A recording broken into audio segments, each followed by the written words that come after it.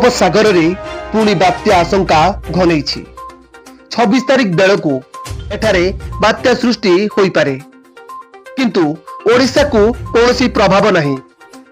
वरिष्ठ पाणीपाग विशेषज्ञ प्रोफेसर सुरेंद्रनाथ पशुपालक एही पूर्वानुमान करिसेंती।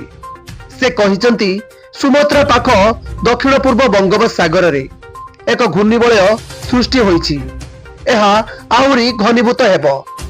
22 तारिख रे लघुचाप रूप नहीं पारे। 24 तारिख रे अवपात रे परिणत हेबो। परवर्ती 48 घंटा बा 26 तारिख सुधा यह बात्या रे परिणत होई पारे। 29 तारिख बेलू यह तमिलनाडु उपकूल छुई पारे बोली से कहिसेंती। तेबे ओडिशा उपरे लघुचाप प्रभाव पड़िबनी।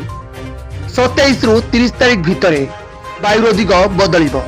राज्य को उत्तर पूर्व दिगरु पवन बही पारे। 27 रु 29 तारिख जाए दक्षिण उपकूल रे और 28 रु 30 तारिख जाए आभ्यंतर रे पाग मेघुआ रही पारे। कुहुड़ी भी दृश्यमान हेबो। उपकूल ओडिशा रे 22 रु 24 तारिख जाए सामान्य कुहुड़ी एवं 27 रु 29 तारिख जाए हालुका वर्षा संभावना अछि। अन्य मॉडल अनुसार ओडिशा उपरे बात्यार प्रभाव पड़िबनी बोली से कहिसेंती।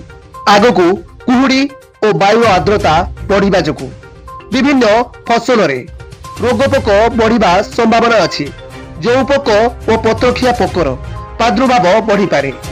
एथिपाई सतर्क रहिबाकू से परामर्श दैछंती। आसंता 26 तारिख जाए राज्यर उभय राति और दिन तापमात्रा अपरवर्ती रहिबो। 22 और 23 तारिख रे भुवनेश्वर और संलग्न जिलार सर्वनिम्न तापमात्रा 0.5 डिग्री बढ़ी पारे।